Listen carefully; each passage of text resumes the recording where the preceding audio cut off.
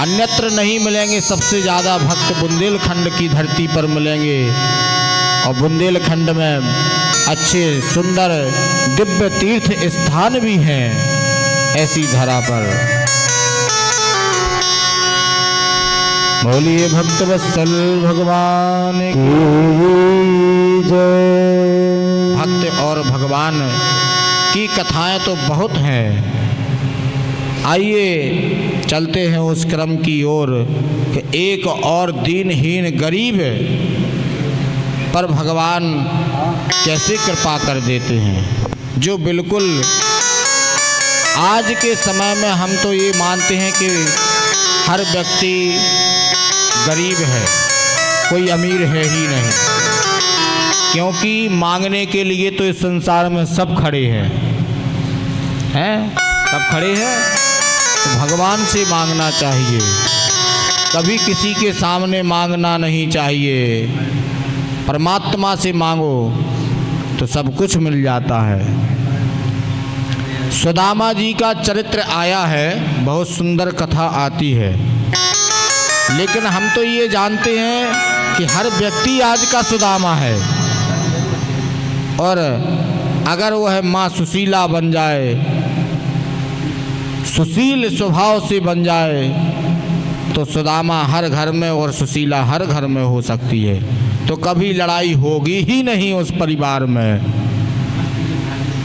कभी झगड़ा नहीं हो सकता है, क्योंकि बनना ही नहीं जानता। अगर गरीबी परिस्थिति भी आ जाए, संकट भी आ जाए, तो डट कर के सामना करना चाहिए, ना कि उनसे घबराना नहीं चाहिए,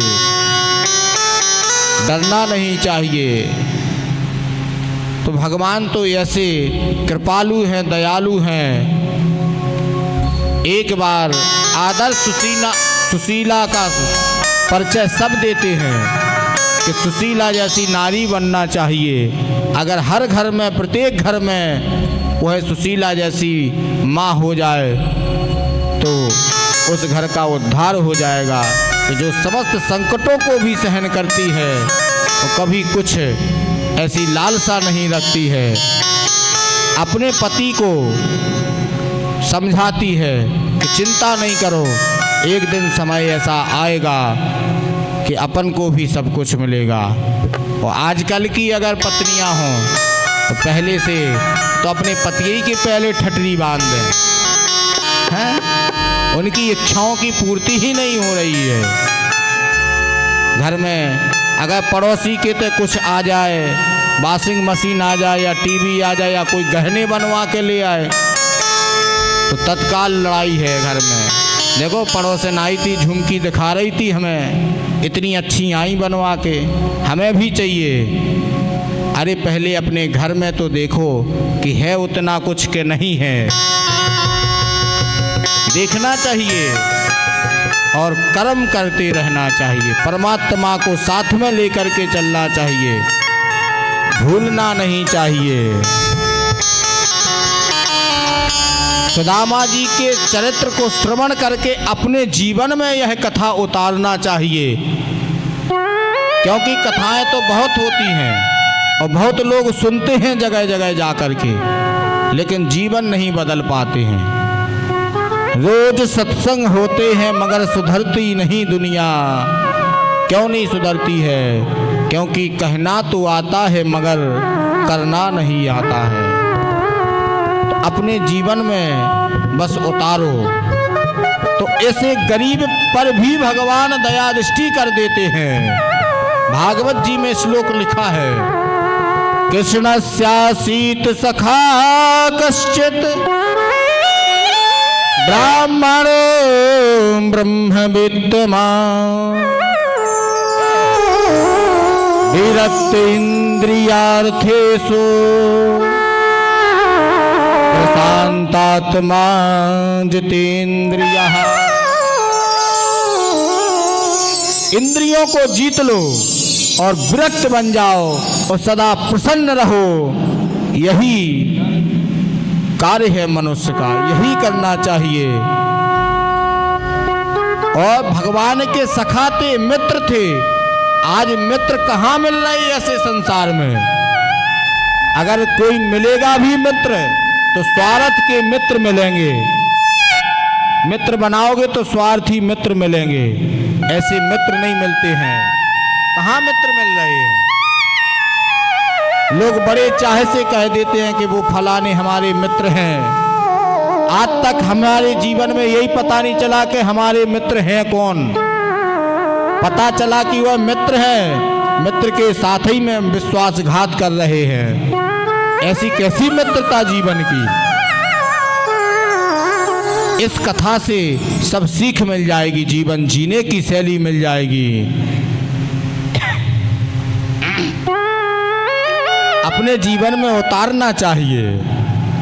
परम भक्त थे सुदामा जी, भगवान का भजन करते थे और अपनी ब्रह्म वृत्ति में लीन थे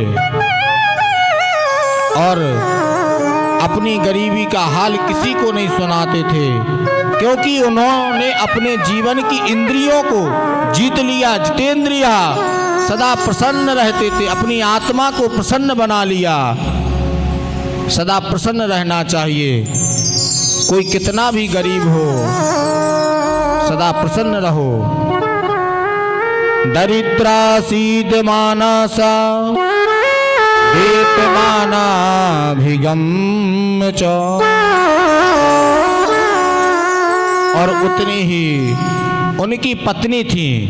मानो एक भक्त की ही कथा है। जैसे उसकी पत्नी उतनी ही सुशील सुंदर स्वभाव वाली थी, जिसका नाम ही सुशीला था।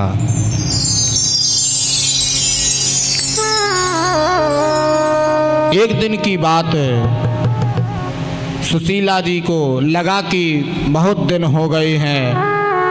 एक संत के द्वारा जब मार्गदर्शन मिल गया, पता चल जाता है कि हमारे स्वामी के सखा भगवान श्री कृष्ण हैं, तो क्यों ना इनको मिलना चाहिए, श्री कृष्ण से, भगवान से मिलना चाहिए, और मिलकर के हमारे जीवन की हर समस्या हल हो जानी है, ये निश्चित है। एक पत्नी वही कार्य करती है, अपने पति को वही रास्ता दिखाती है कि जहां भगवान से मिलने की राह दिखा दे, वह तो सुशीला पत्नी है,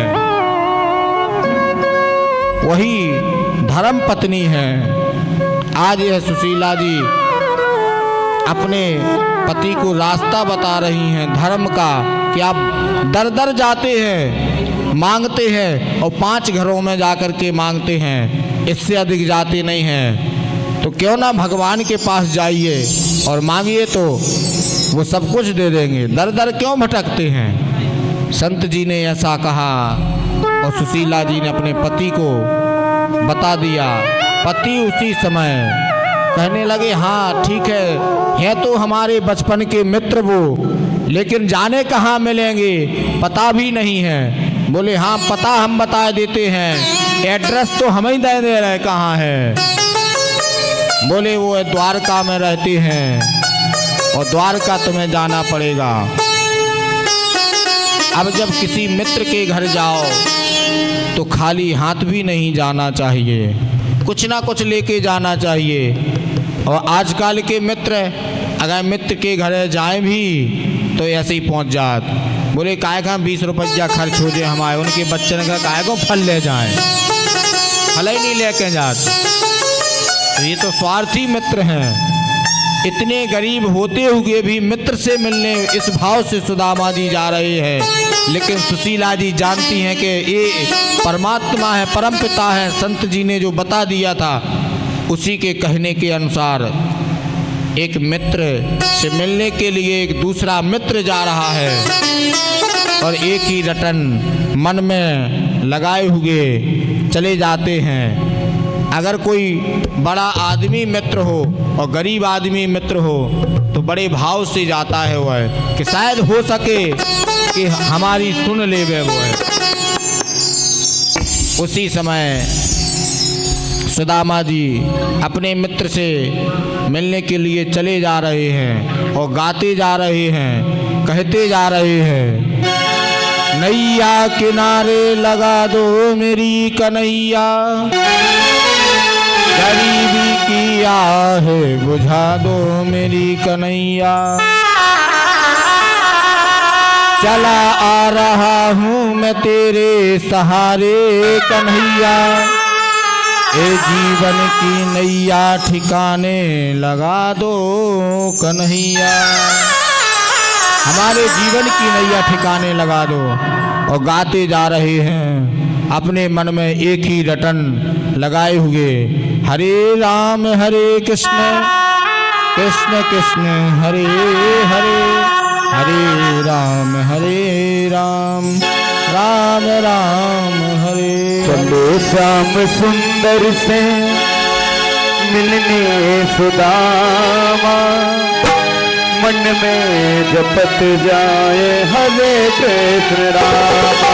चले श्याम सुंदर से मिलने सुदामा, मन में जपत जाए हरे कृष्ण रामा। चले श्याम सुंदर से मिलने सुदामा, मन में जपत जाए हरे कृष्ण रामा।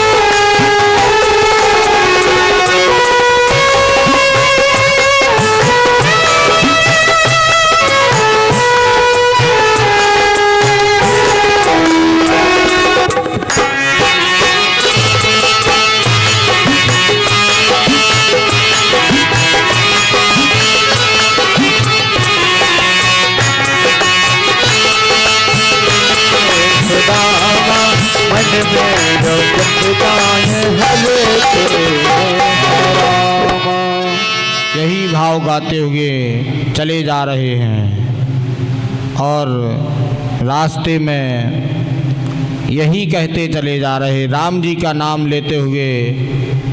तो अपने आप ही जब नींद आ जाती है रात में सुदामा जी को, तो एक जगह विश्राम करते हैं, सोते हैं। सुबह प्रातः काल होती है और द्वारका से प्रभु यह लीला कर देते हैं, द्वारका में ही अपने मित्र को ला करके खड़ा कर देते हैं। ये होती है मित्रता, खड़ा कर देते हैं। फिर भी माया के पीछे जब जीव भागता है तो प्रभु पहले से कुछ दूरियां भी बनाते हैं, परीक्षा भी लेते हैं। अब वह मित्र सुदामा नगर में पूछता हुआ, परिचय लेते हुए चले आ रहे थे। बोले, क्यों भैया, यहाँ पर हमारा कन्हैया रहता है, उसका कोई ठिकाना तो बता दो कहाँ है। घनश्याम तुम्हें ढूंढने, घनश्याम तुम्हें ढूंढने जाए कहाँ कहाँ।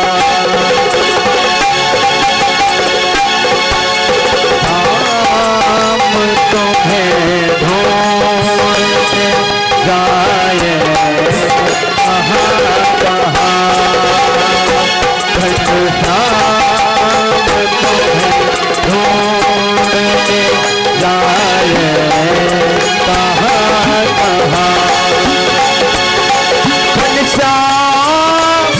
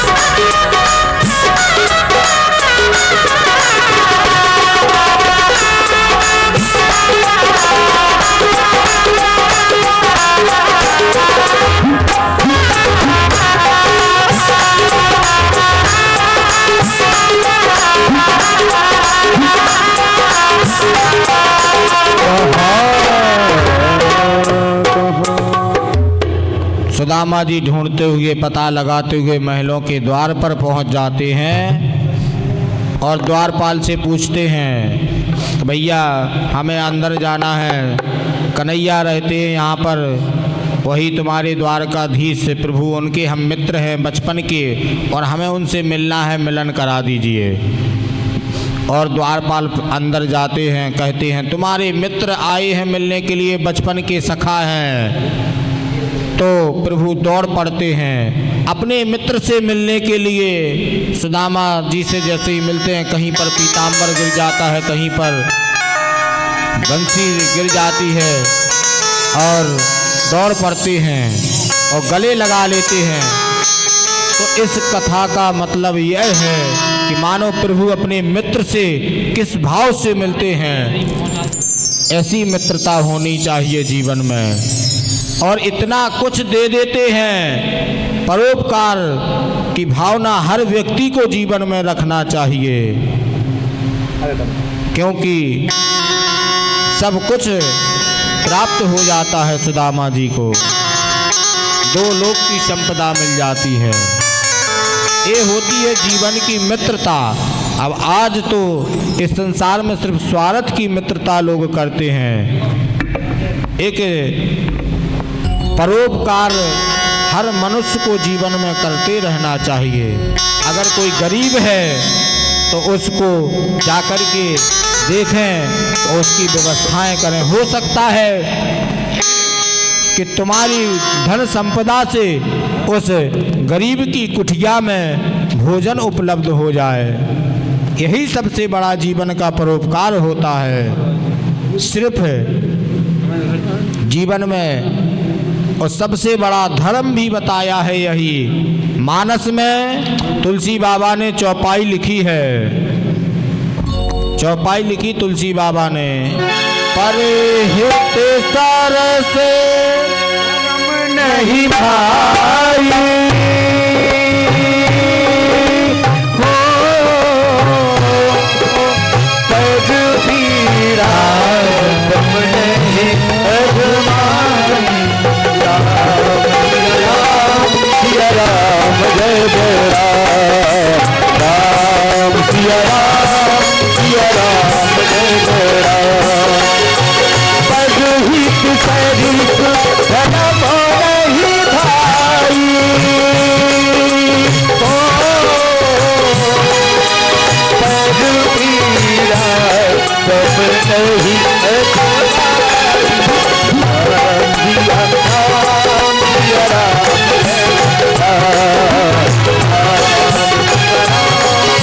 राम जय जय राम। जाके रही धाम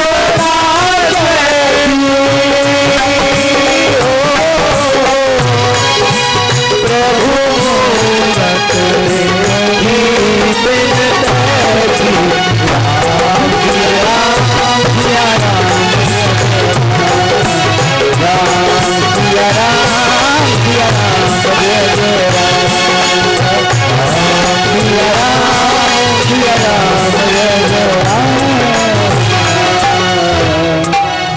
अधिक से अधिक व्यक्ति को परोपकार करना चाहिए और धर्म करना चाहिए, तो सब संकट कट जाते हैं मनुष्य के।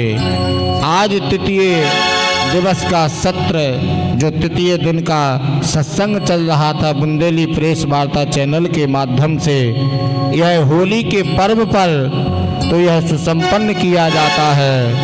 और